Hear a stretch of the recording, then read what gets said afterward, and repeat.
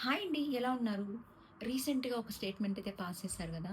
అది 7,00,000 వీసాస్ అయితే చేశారు. అది 2025లో టెక్సాస్ నుంచి అని చెప్పేసి ఎగ్జాక్ట్‌గా మెయిన్ టాపిక్ అయితే ఇది గాదు. ఒక స్టేట్మెంట్ అయితే పాస్ చేశారు. దాని గురించి అయితే ఈరోజు మీతో నేను షేర్ చేసుకోవాలనుకుంటున్నాను. వీడియోలోకెళ్ళే ముందు ఫస్ట్ టైమ్ మన ఛానల్ ఎవరైనా చూస్తున్నారంటే సబ్స్క్రైబ్ చేసుకోండి. అందరూ చూస్తున్నారండి. చాలా వ్యూస్ వస్తున్నాయి. బట్ లైక్స్ రావట్లేదు. కొంచెం లైక్ చేస్తే వీడియో కొంచెం ఎక్కువ మూవ్ అవుతుంది. నాకు కూడా మోటివేషన్ అనిపిస్తది. వీడియో నచ్చితే లైక్ చేయండి. టాపిక్‌కెళ్ళిపోదాము. రఫ్ యూఎస్ హౌస్ ఆఫ్ రిప్రజెంటేటివ్స్. ఆమె నినాదం ఏంటంటే మెయిను అమెరికన్స్ ఫస్ట్. ప్రియారిటీ అనేది మెయిన్ అమెరికన్స్‌కి ఫస్ట్ ఇవ్వాలి. ఎవరైతే బయట కంట్రీస్ నుంచి వచ్చిన స్టూడెంట్స్ గానీ, హెచ్-1బీస్ కానీ, అదర్ దెన్ ఏదైనా కానియండి, అమెరికన్స్‌కి ఫస్ట్ ప్రియారిటీ ఇవ్వాలి. ఆమె ఏమంటుందంటే, ఎవరైతే బయట కంట్రీస్ నుంచి వచ్చిన వాళ్ళందరూ ఎంజాయ్‌గా జాబులు చేసుకుంటున్నారు. వాళ్ళ లైఫ్‌ని వాళ్ళు సర్వే చేస్తున్నారు. తక్కువ జీతంకి కూడా వర్క్ చేస్తున్నారు. సో, అలా తక్కువ జీతంకి వర్క్ చేయడం వల్ల ఇక్కడ వాళ్ళని ఆహ్, తక్కువ చేసి ఎవరైతే తక్కువ జీతంకి ఇస్తున్న బయట నుంచి వచ్చిన కంట్రీస్ లైక్ హెచ్-1బీస్ వాళ్ళని ఎక్కువ ప్లేస్ చేసుకుంటున్నారు. చిన్న చిన్న జాబులు బేసిక్‌గా చిన్న చిన్న జాబులు కూడా అమెరికా వాళ్ళు ఎక్కువ ఇబ్బంది పడుతున్నారు. ఎందుకంటే ప్రతి ఒక్క జాబ్‌లో బయట నుంచి వచ్చిన వాళ్ళు ప్లేస్ అయిపోతున్నారు అని చెప్పేసి ఆమె మెయిన్ అమెరికన్ పీపుల్స్‌కి ఫస్ట్ ప్రియారిటీ ఇవ్వాలనేసి తన ఇంటెన్షన్ అని చెప్పేసి తెలుస్తుందనమాట. కాకపోతే ఏంటంటే, ఇక్కడ ఆమె ఒక అన్‌వెరిఫైడ్ వీడియో నుంచి ఒక స్టేట్మెంట్ పాస్ చేశారు. ఏంటంటే, అది ఆమె వెరిఫై చేసింది కాదు, ఏం కాదు. ఎవరు సోషల్ మీడియాలో లైక్ ఇన్‌ఫ్లుయెన్సర్ అండి. ఇన్‌ఫ్లుయెన్సర్ ఉంటారు కదా! లైక్ న్యూస్ షేర్ చేసుకునే వాళ్ళు. అది అది లైక్ ఇన్‌స్టాగ్రామ్ కావచ్చు, ఏదైనా కానీ. అన్‌వెరిఫైడ్ వీడియో నుంచి కొన్ని తీసుకొని ఆ దాని నుంచయితే కొన్ని స్టేట్మెంట్ అయితే పాస్ చేసింది. ఏంటంటే 7,00,000 వీసాస్ 2025లో చేయడం జరిగింది. అది కూడా హెచ్-1 వీసా అని చెప్పేసి. మనం చూసుకుంటే లాస్ట్ ఇయర్ అంటే జాన్వరిలో ట్రంప్ గవర్నమెంట్ అనేది స్టార్ట్ అయిందనమాట. స్టార్ట్ అయినప్పటి నుంచి ఏదో ఒక చేంజెస్ అయితే హెచ్-1 బీస్‌లో చూస్తున్నాము. అవి ఆల్రెడీ ఇక్కడ ఉండే వాళ్ళకి రియల్‌గా ఫేస్ చేస్తున్నారనమాట. కాకపోతే ఆమె స్టేట్మెంట్ ఎలా పాస్ చేసిందంటే 2025లో 7,00,000 వీసాస్ చేయడం జరిగింది. ఒక ఇమిగ్రేషన్ అటార్నీ అని చెప్పి చెప్పింది. ఆ ఇమిగ్రేషన్ అటార్నీని ఓవరాల్‌గా 7,00,000 వీసాలు చేశాడు అంటే మేబీ అవి హెచ్-1బీస్ అయ్యుండొచ్చు, ఎక్స్‌టెన్షన్స్ అయ్యుండొచ్చు, ఎల్‌సీఎస్ అయ్యుండొచ్చు, జాబ్ చేంజింగ్ అయితే ఓవరాల్‌గా అవి టోటల్‌గా కలుపుకుంటే 7,00,000 వీసాస్ అయ్యుండొచ్చేమో. బట్ 2025లో 7,00,000 వీసాస్ చేసిందనేసరికి అది కొంచెం అది కూడా అన్‌వెరిఫైడ్ వీడియో నుంచి తీసుకున్న స్టేట్మెంట్ దాన్ని బేస్ చేసుకొని తీసుకున్న స్టేట్మెంట్ అనమాట. మనకుండేదే వీసాస్ 85,000 కదా! 85,000 అంటే ఓకే. 7,00,000 వీసాస్ అంటే చాలా పెద్ద ఎత్తులో జరగాల్సింది గదా! దట్టు సీరియస్‌గా జరుగుతుంది గదా! లాస్ట్ ఇయర్ నుంచి మీరు గమనిస్తూనే ఉన్నారు. Change by change, change by change. ఈ చేంజ్ అని జెప్పి వచ్చింది. దాని తర్వాత అంటే హెచ్-1బీస్‌కి కొంచెం ఏదైనా పెద్ద ఎత్తులో వచ్చింది అంటే గనక పెద్ద చేంజ్ 100,000 అనమాట. 100,000 తర్వాత ప్రాజెక్ట్ ఫైర్‌వాల్ అని జెప్పి. తర్వాత ఏదైనా ఒక జాబు ప్లేస్ చేసుకోవాలి అంటే ఫస్ట్ అది అమెరికన్స్‌కి ఇవ్వాలి. లేదు అనుకుంటే అది ప్రూవ్ చేసుకోని పక్షంలో హెచ్-1బీస్‌కి ప్లేస్ చేసుకోవాలని జెప్పి. ఇలా చాలా చేంజెస్ వచ్చాయన్నమాట. మీకు తెలిసే ఉంటది. ఒకప్పుడు చాలామంది వచ్చారు, పోయారు అంతా జరుగుతుంది. ఎవరో కొంతమంది సెటిల్ అయిన ఉన్నారు. కొంతమంది ఇక్కడ వచ్చి గ్రీన్ కార్డ్ వచ్చి సిటిజన్స్ అదంతా కూడా స్టోరీ అండి. Flash back story. ప్రెజెంట్ ఇప్పుడేం నడుస్తుంది? ప్రెజెంట్ ఇప్పుడు సినారియో అయితే అంత అనుగుణంగా ఏం లేదు. ఇప్పుడున్న సినారియోకి హెచ్-1బీస్‌కి ఎంతో కొంత స్ట్రగుల్ ఉంటుంది. అట్లా అని చెప్పి ఎక్కడ కూడా మనం రిజెక్షన్ రేట్ చూస్తున్నా నేను. నేనైతే ఇప్పటివరకు నా సర్కిల్‌లో రిజెక్షన్ రేట్ ఎక్కడ చూడట్లేదు. కాకపోతే ఇన్ఫర్మేషన్ పాస్ అవుతుంది. జాగ్రత్తగా ఉండండి. ఇది అని చెప్పేసి గానీ ఎక్కడ కూడా రిజెక్షన్ రేట్ ఇవైతే విన్నానండి. డీడబ్ల్యూ డీవై రిలేటెడ్ కొన్ని ట్రాఫిక్ వయోలేషన్ ఇవైతే కళ్ళారా చూసినవి కూడా మీతో నేను షేర్ చేసుకున్నాననమాట. అదర్ దెన్ ఎక్స్‌టెన్షన్‌కి వెళ్ళిన వాళ్ళు కానీ, హెచ్-4EAD ప్రీమియం అప్లై చేసిన వాళ్ళు గానీ, యాజ్ యూజువల్ ఎక్కడ కూడా రిజెక్షన్ లేదండి. ఒకవేళ వాళ్ళు సిన్సియర్‌గా ఇది రిజెక్షన్ చేయాలి కంపెనీ వాళ్ళనుకుంటే చేయొచ్చు. కాకపోతే ఎక్కడ కూడా రిజెక్షన్ రేట్ అయితే నేను చూడలేదు. ఆల్మోస్ట్ ఎక్స్‌టెన్షన్స్ అన్నీ కూడా అప్రూవ్ అయ్యాయి. కాకపోతే టైమ్ డిలేస్ అయితే జరుగుతున్నాయి. ఎగ్జాక్ట్‌గా టైమ్ డిలేస్ జరుగుతున్నాయి. స్టిల్ ఇంకా వెయిటింగ్‌లో కూడా కొన్ని ఉన్నాయన్నమాట. మెయిన్ ఏంటంటే వాళ్ళ ఇంటెన్షను వాళ్ళు చెప్పాలనుకుందేంటంటే, ఇప్పుడు హెచ్-1బీ వాళ్ళు రావడం వల్ల ఇక్కడ వాళ్ళకి జాబ్స్ కొంచెం కొరత అనేది ఉంది గదా! చాలామంది ఇక్కడొచ్చేసి ఉండిపోతున్నారు గదా! వాళ్ళేమంటున్నారంటే హెచ్-1బీ వాళ్ళు మెయిన్ ఏంటి? స్కిల్డ్ వర్కర్స్ అనేసి తీసుకొస్తాము. స్కిల్డ్ వర్కర్ ఉన్న వాళ్ళొస్తే ఓకే. చాలామంది స్కిల్ లేని వాళ్ళు కూడా అంటే అమెరికా లోకల్ పీపుల్ చేయగలిసిన జాబులు కూడా వాళ్ళు ప్లేస్ అయిపోతున్నారు కదా! అలాంటి వాళ్ళ వల్ల లోకల్ జాబ్స్ అయితే కొంచెం కొరత ఏర్పడుతుంది కదా! స్కిల్డ్ వర్కర్స్ అయితే ఓకే. ఇక మీద నుంచి హెచ్-1బీని అసలు టోటల్‌గా తీసేయాలి. అట్ ది సేమ్ టైమ్ ఏదైనా మెడికల్ అలాంటి ఆ టైప్ వీసాస్‌కే ఇవ్వాలి.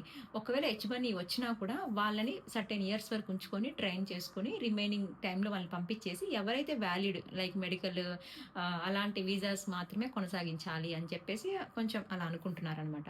అట్ ది సేమ్ టైమ్ ఇప్పుడు ఎఫ్-1 స్టూడెంట్స్ వస్తారు కదా! ఎఫ్-1 స్టూడెంట్స్ ఏంది ఒక 2 ఇయర్స్ ఉంటారు. తర్వాత 3 ఇయర్స్ ఓపీటీ, స్టెమ్ ఓపీటీలో ఉంటారు. వాళ్ళు మళ్ళీ హెచ్-1కి కన్వర్ట్ అవుతారు. హెచ్-1 నుంచి గ్రీన్ కార్డ్‌కి లైక్ అలా వాళ్ళు ఇక్కడ ఉండడం వల్ల ఇక్కడుండే వాళ్ళకి కాంపిటీషన్ అనేది తయారవుతుంది కదా!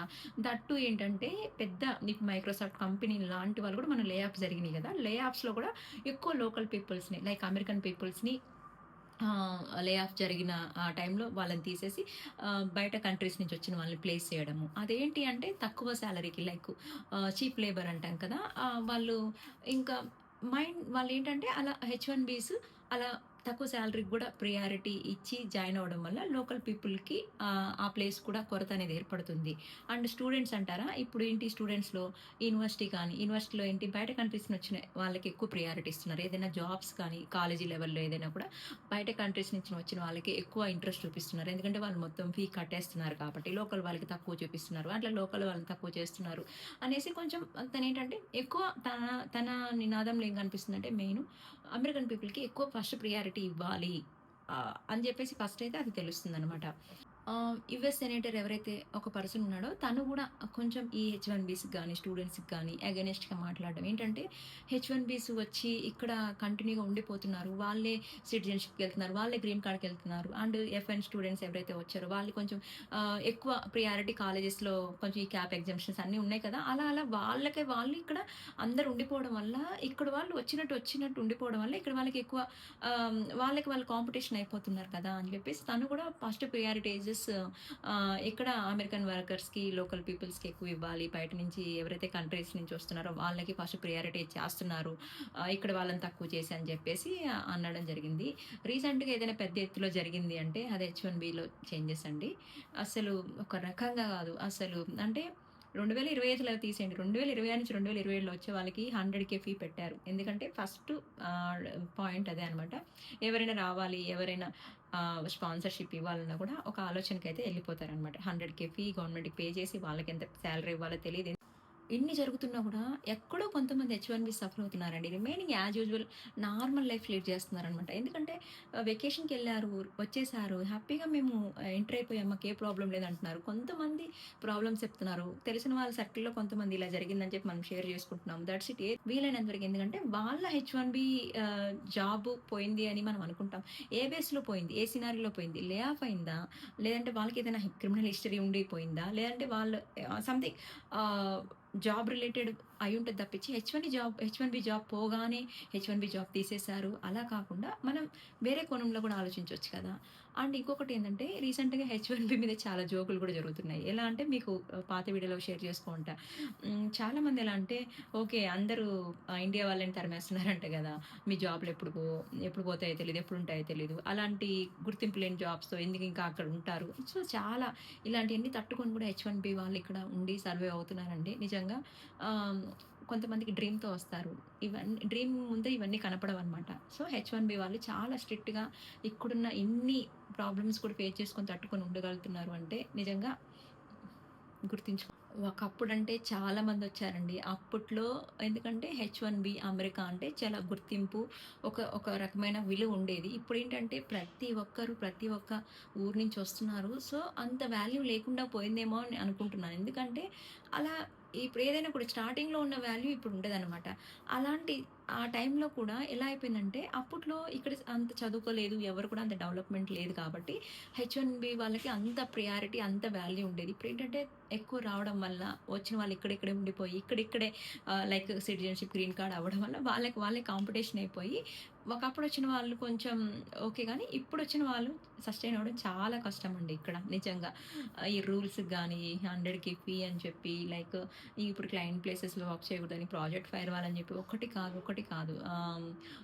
ఇక్కడ మళ్ళీ ఒక జాబ్ నుంచి ఇంకో జాబ్‌కి చేంజ్ చేసేటప్పుడు రూల్స్ గాని, ఎక్స్‌టెన్షన్‌కి వెళ్ళినప్పుడు గాని, లే ఆఫ్స్ కానీ ఇవన్నీ తట్టుకొని గూడా ఇప్పుడు హెచ్-1 వాళ్ళు సస్టైన్ అవ్వడం చాలా కష్టం కదా!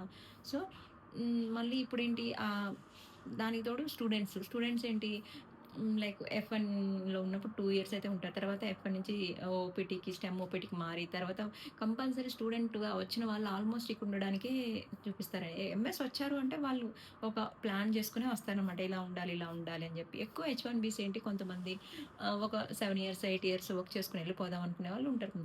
స్టూడెంట్స్ వచ్చారంటే ఆల్మోస్ట్ వాళ్ళ మైండ్ సెట్ ఎలా ఉంటదంటే ఇక్కడ ఎంఎస్ చేయాలి. కొంచెం 5 ఇయర్స్ ఇక్కడ వాళ్ళ వీసా యూజ్ చేసుకున్నప్పుడు తర్వాత ఫర్దర్ ఫ్యూచర్ కూడా ఇక్కడ ఒక ప్లాన్ చేసుకొనొస్తారు కాబట్టి వాళ్ళెక్కడ వీళ్ళకి కాంపిటీషన్ అవుతారు.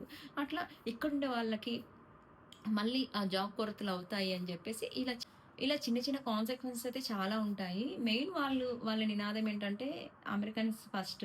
అమెరికా పీపుల్‌కి ఫస్ట్ ప్రయారిటీ ఇవ్వాలి. ఏదేమున్నా స్టూడెంట్స్‌గా కానీ, హెచ్-1బీస్‌గా కానీ, జాబ్ వైస్ కానీ హెచ్-4 ఈఏడీస్ రావడం వల్ల కూడా కొన్ని జాబ్స్ అయితే మళ్ళీ వాళ్ళకి ట్రాన్స్‌ఫర్ అయిపోతాయి గదా! అలాంటియన్నీ తీసేస్తే ఫస్ట్ ఇక్కడ వాళ్ళు ప్రశాంతంగా జాబ్స్ చేసుకోవచ్చు. ఎక్కడ గూడా చాలామంది చూడండి జాబ్స్ పోయి ఆబ్వియస్‌లీ అది కరెక్టే. ఎందుకంటే చూస్తున్నాం గూడా. వాళ్ళకేంటంటే వాళ్ళ కంట్రీలోకి వేరే వాళ్ళొచ్చి ఆ ప్లేసెస్‌ని ఆక్యుపై చేయడము. లైక్ వాళ్ళ జాబ్‌ని రీప్లేస్ చేస్తుండేసరికి వాళ్ళు ప్రశాంతంగా ఉన్నారు. లోకల్ పీపుల్ ఇబ్బంది పడుతున్నారని చెప్పేసి వాళ్ళు అలా చెప్పడం జరుగుతుందనమాట. అది ఏంటనేది ఫర్దర్‌గా రన్నింగ్‌లో తెలుస్తుంది. ప్రెజెంట్ అయితే ఇలా ఇలా అని చెప్పేసి స్టేట్‌మెంట్ అయితే పాస్ చేయడం జరిగింది. ఇవన్నీ కూడా మనమేంటంటే డైరెక్ట్‌గా చూసింది కాదండి. ఎవరు కూడా సోషల్ మీడియా నుంచి ఇది అని చెప్పి వాళ్ళు వాళ్ళేదైతే చెప్పారో దాంట్లో మెయిన్ పాయింట్స్ తీసి మీతో షేర్ జేసుకోవడం జరుగుతుంది. ఇప్పట్లో చాలా మందికి టైం ఉంటలేదండి మెయిన్. అంతా డిస్క్రిప్షన్ అంతా. కాకపోతే మెయిన్ పాయింట్ ఏంటి? ఇప్పుడేంటి 7,00,000 వీసాస్ చేశానన్నారు కదా! అవి ఎట్లా చేశారు? ఆ స్టేట్‌మెంట్ ఎలా వచ్చింది? అది మెయిన్ పాయింట్. దాని ఆహ్, పరిణామాలనమాట ఇయన్నీ కిందుండే. Thanks for watching. See you in the next video.